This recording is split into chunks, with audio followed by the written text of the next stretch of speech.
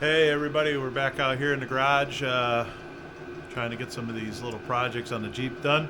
Last week I did the turn signals in the Jeep, and we're going to put some fog lights on eventually, but I told you we were waiting for a switch panel, and that switch panel showed up the other day. I ended up going with the Auxbeam switch panel.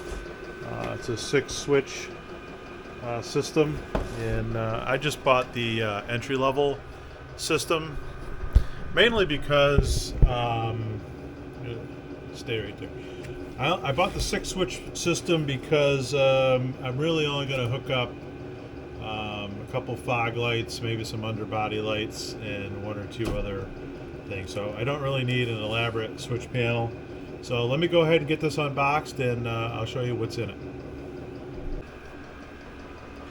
All right, so let me show you what the 6-gang switch system came with. You've got the fuse box. It's got 2 mounting tabs on it, and it's got the leads. This goes to the battery. This goes to the switch panel itself. Comes with a cable that goes to the switch panel. There's a mounting bracket for the switch panel. This is the switch panel, which is kind of robust actually, a little bit more than I thought it was going to be. Comes with a bracket that goes on the back, so this can get put on there, and then you can utilize this mounting system here, or it comes with some double-sided tape. You've got a T-tap for key power, miscellaneous wire ties, a bag of miscellaneous hardware, some fuses, and a screwdriver. So comes with everything that you need to hook this system up. I bought a few, also comes with all the legends for the switch panel. So anything you could need would be there. I ended up buying a little bit extra. I ended up getting a cable extension, which I think is 6 feet, but I could be mistaken, might be 4 feet. I just figured if I needed a little more cable, now would be the time to do it. It comes with a sticker. I also bought this rubber switch panel cover. The switch panel cover goes over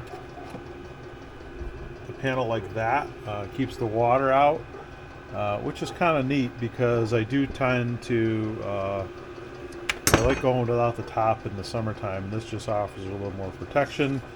And then I got some more legends. So I've only got 6 switches, but I've got about I don't know, 50 legends here, so I ought to be able to find what I need.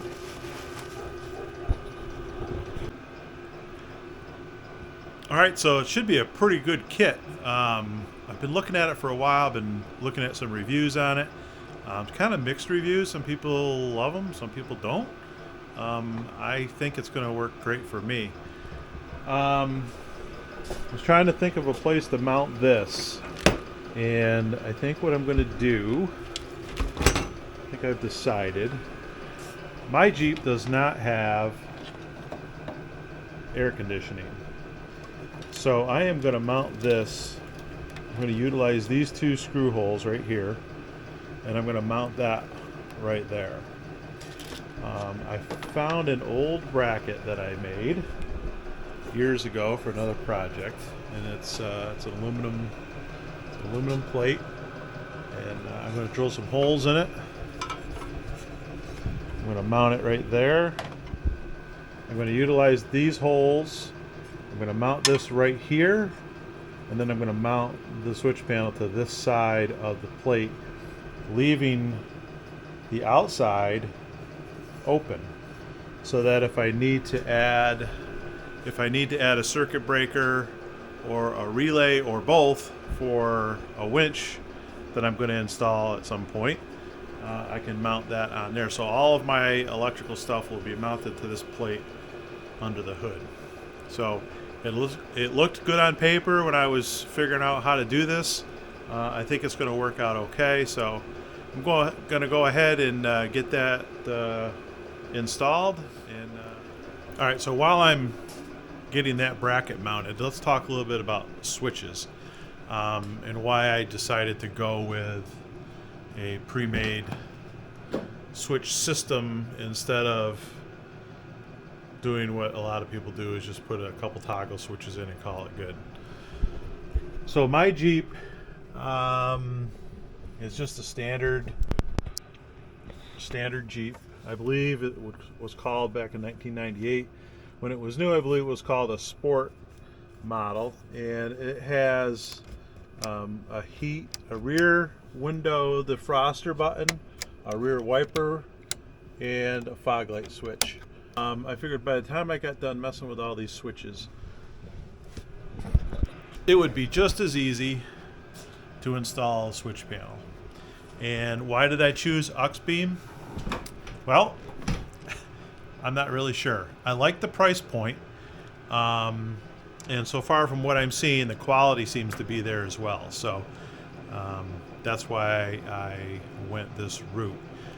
This also keeps me away from any OEM wiring, so we're not gonna kind of create any additional back feeds or anything like that. The Jeep's 24 years old, so you kind of got to be a little finicky about what you're going to touch and what you're not going to touch. Okay, I've got the bracket mounted. I've got this aluminum bracket here mounted to the bracket for the AC compressor. Bolted it right directly to it, super strong. And then I took the switch panel and mounted it to there with a couple of bolts. And this still gives me room on this side if I got to put a circuit breaker for anything in the future. And then it also leaves this whole side open here so that I can mount something here if I need to. And then if I do, for whatever reason, have to get this all apart, it's just two screws. So pretty simple install. All right, the next thing I'm going to do now that we got that mounted is we have the control cable that goes from the fuse panel to the control panel in the cab. It's a pretty straightforward install. You've got this cable that comes out of the fuse panel, and it just screws right in line with the supplied cable.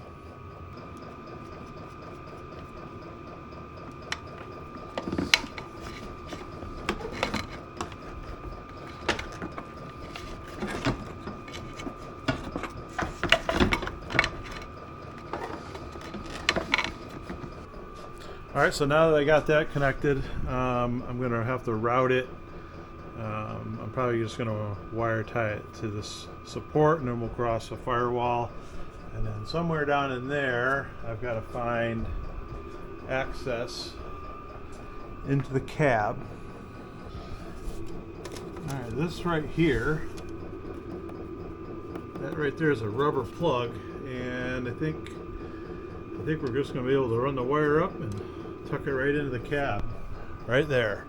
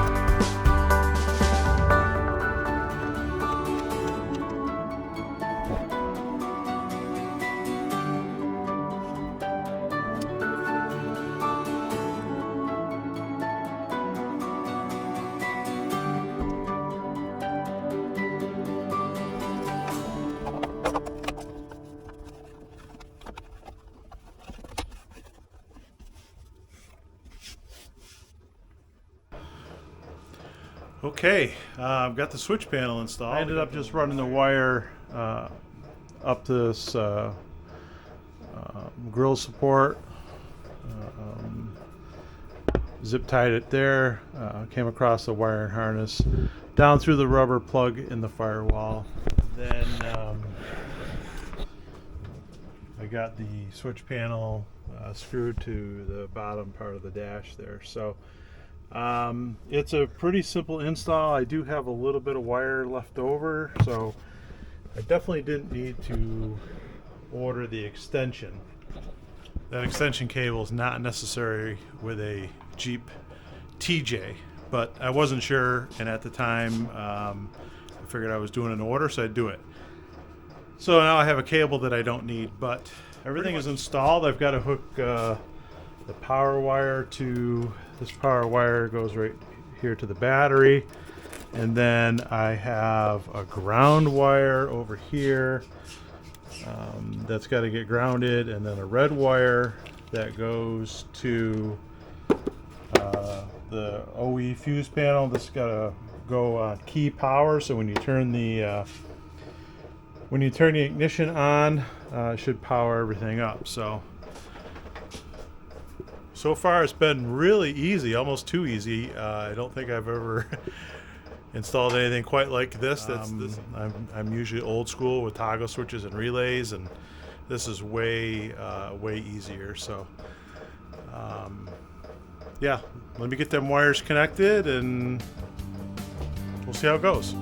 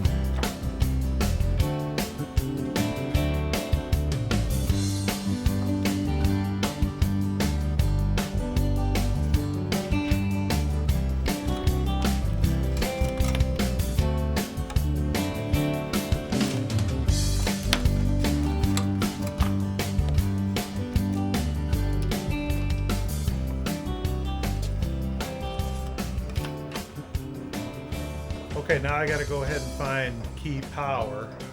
Shouldn't be that difficult, but you got the red wire that comes up from the fuse panel. The kit gives you this T-tap that you just crimp on. You'll find key power in the OE fuse panel here, and then this just slides right in there, which is how we get our power. So let's get the test light going. I'll hook the test light right to the negative on the battery. Let's see what we got here.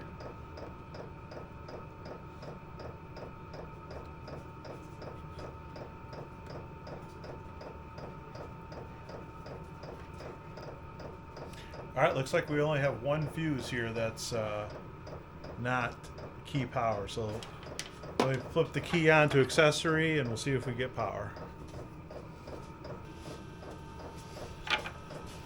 All right, the key is on. Key's on, and with this 20 amp circuit right here is the only one that didn't have power before. And it doesn't have power now. Everything else still has power.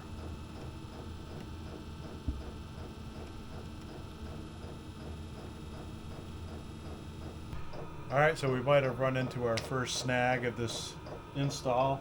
I may have to run this red wire into the cab so that I can get to the other fuse panel. I'm going to look into this a little bit more. Alright, so I showed you the mounting bracket, and that worked out really well.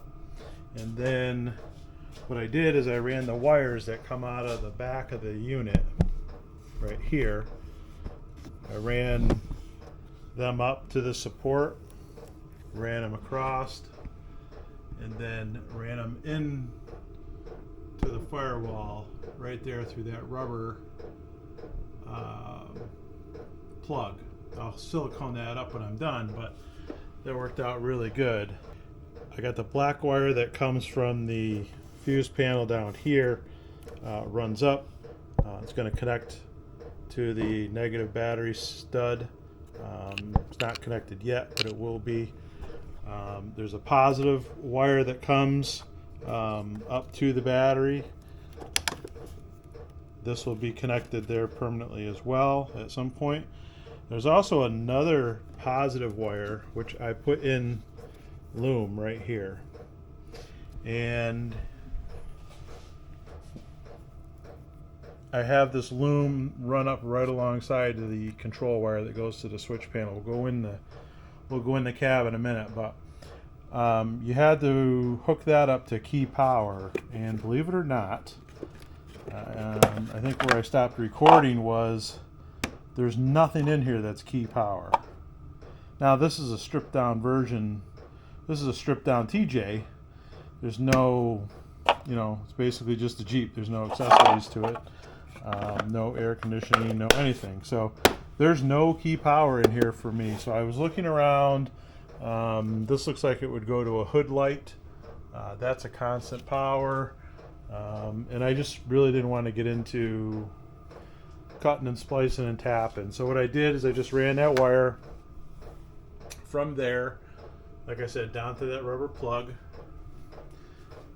And then I ran it in the cab, and I ran it over to the fuse panel behind the glove box. And you can see that T-tap, or that fuse tap, that comes with the kit. So that wire with the butt splice on it is the wire that comes from the engine compartment. The switch panel mounts up here perfectly, and when you turn the key on, these all light up. And it looks like it works perfectly. Alright, so we've taken this installation as far as we're going to today. You can see we've got the switch panel lit up and working. Works off the key, so when I turn the key off, the switch panel goes off. Not being able to find key power under the hood was a little bit of a bummer, but we were able to overcome that. We just had to run a wire into the cab. This Auxbeam 6-gang switch panel, I would recommend it. Pretty straightforward to install, seems like a good quality product, and it's a way easier than building your own switch panel. So if you're on the fence, you're not sure if you should buy one, why not give it a try? I wasn't sure either. I saw all the reviews just like you probably did, and I wasn't sure about it, but I bought it on sale off their website for, I think it was $139, and so far it's been worth every penny. I'm not sure I could duplicate this with toggle switches, wire loom, relays. By the time I got done doing all the wiring harness, all of that, I don't think I could do it for this cheap, and it definitely wouldn't be this easy. So like I said, it seems like a good product, so thanks Auxbeam for making something that's good quality and affordable. I appreciate that. We got another couple videos coming up for Jeep work. Next time we're probably going to be installing these Traveler lights that I have. We're going to be putting those on the front bumper. We're going to do we've got to get after these fenders. We've got to seal these fenders up, so I'm going to come up with a solution for that. We're also going to do some underbody lights at some point, and we might even get a winch this winter and put that on. So we got a lot coming up. We also have some non-Jeep videos that I'm working on. If you're into guns or firearms, I'm going to have a couple, at least one or two of those videos coming up, and we're going to be doing something along those lines. Probably some John Deere videos. I'm sure it'll snow. We'll do something like that. So yeah, we're going to keep plugging videos out. We're looking for subscribers, so if you like what you see, go ahead and hit subscribe. But that's it for today's video. I appreciate you watching. Till next time.